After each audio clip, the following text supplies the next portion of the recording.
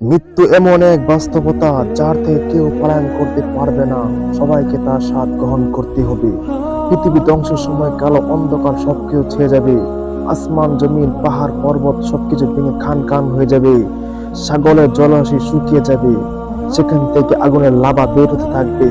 ক্রমাগত এমন ভূমিকম্প হতে থাকবে যা পুরো বিশ্ব চুরমার হয়ে যাবে। সে সময় মানুষের অবস্থা সম্পর্কে আল্লাহ সুবহানাহু ওয়া তাআলা বলেন, সেদিন মানুষের অবস্থা হবে ক্ষিপ্ত পঙ্গপালের মতো। পঙ্গপাল যেমন দিকে দিকে ছুটতে থাকে, মানুষের অবস্থা ঠিক তেমনই হবে। ইসরাফিল আলাইহিস সালাম এর সিংহের আওয়াজ আস্তে ধীরে উঁচু হতে থাকবে। একসময় আওয়াজটি এত ভয়ানক রূপ ধারণ করবে যে মানুষের নিজ কর্মস্থল থেকে দৌড়ে বাড়ির দিকে যাইতে চাইবে।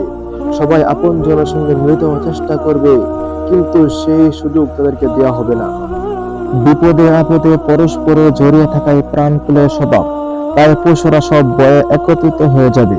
হাদিসে বর্ণিত হয়েছে যে তখন বন্য পশুরা সব এক জায়গায় সমবেত হবে। পৃথিবীর সবচেয়ে বড় টাওয়ার দুবাইয়ের বুর্জ খলিফা, যার উচ্চতা 2717 ফুট, এসবের কোনো কিছুই বাদ যাবে না ধ্বংস হওয়া থেকে। হিমালয়ের মতো এত উঁচু পাহাড় তখন ভেঙে খান খান হয়ে যাবে।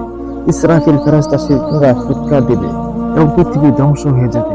তখন আল্লাহ সুবহানাহু ওয়া তাআলা জিজ্ঞাসা করবেন, পৃথিবীতে আর কে বাকি আছে?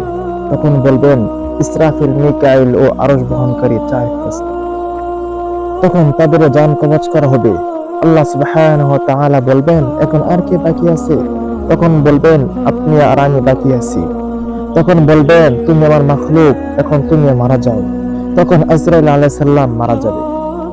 তখন আল্লাহ সুবহানাহু ওয়া তাআলা জমিনকে বাস করে ফেলবেন এবং 3 বার বলবেন, আল জাব্বার, আল জাব্বার, আল জাব্বার, আমি প্রতাপশালী, আমি প্রতাপশালী, আমি প্রতাপশালী। তারপর তিনি 3 বার জিজ্ঞাসা করবেন, লিমানিল মুলকুল ইয়াউম, লিমানিল মুলকুল ইয়াউম, লিমানিল মুলকুল ইয়াউম, আজকের রাজত্ব কার, আজকের সার্বভৌমত্ব কার, আজকের আধিপত্য কার?